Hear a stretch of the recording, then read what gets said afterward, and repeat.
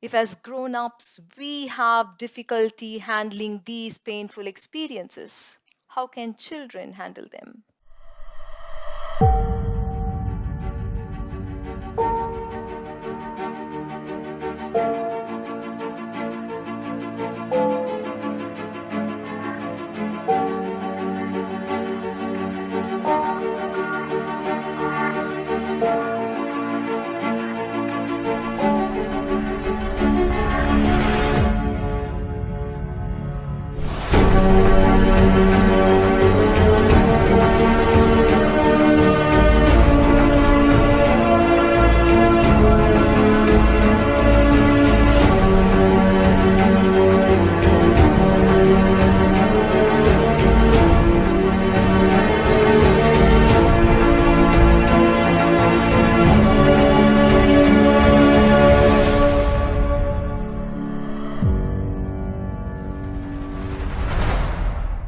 Children are innocent.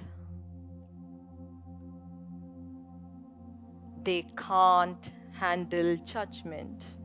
They can't handle abandonment. They cannot bear negligence. They cannot bear prejudice. And least of all, violence. Their brains cannot handle seeing violence at home. Do you know that more than 1.7 billion children have seen violence in their homes before they became 18 years old? If as grown-ups we have difficulty handling these painful experiences, how can children handle them? If you can preserve the natural innocence and joy of children, they will grow up into powerful peace leaders for the future.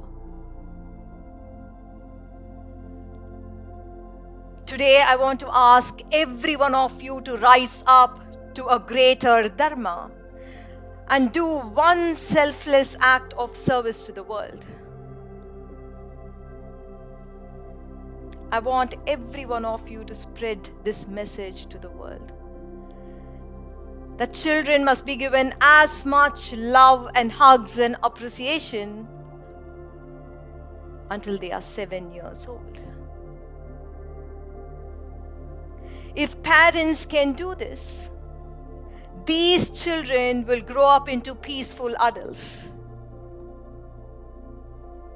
If love is denied to them at this age, then they will grow up into damaged people.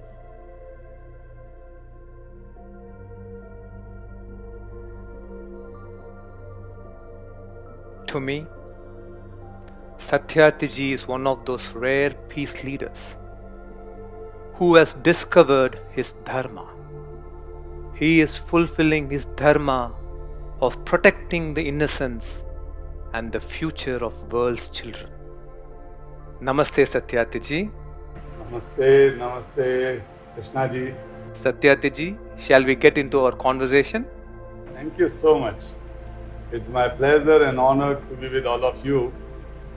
And I am quite surprised, Krishnaji and Preethaji, that in such a young age, you have become the champion for peace and humanity, love and compassion. Thank you so much. You are blessed by God and you are born as the messenger of divinity. So thank you so much.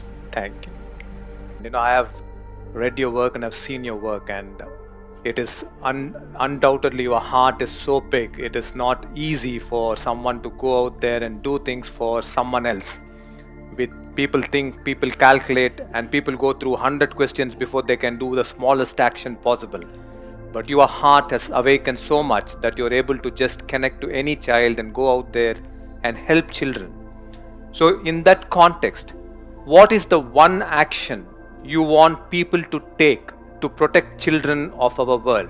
I can say just one thing, that if we are rich, if we are knowledgeable, if we are sitting in big positions, if we are famous. And even then, we have some sense of love and compassion, some feelings for others. If we do something good, if we are truthful, if we are honest in our life, it is not because we are rich or we are learned. It is because a child is inside each one of us. That child should be protected. For me, childhood is not an age. Childhood is purity of soul, purity of heart. Childhood is forgiveness. We always keep grudges in our minds when something goes wrong around us. We have a lot of enmity and other things, hatred. But in case of children forget and forget those things. We can keep that childhood inside us, but we should also take one action tonight or in the morning in other countries. Just make an unknown child smile.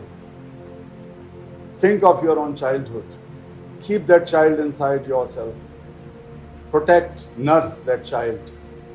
Don't let him or her die.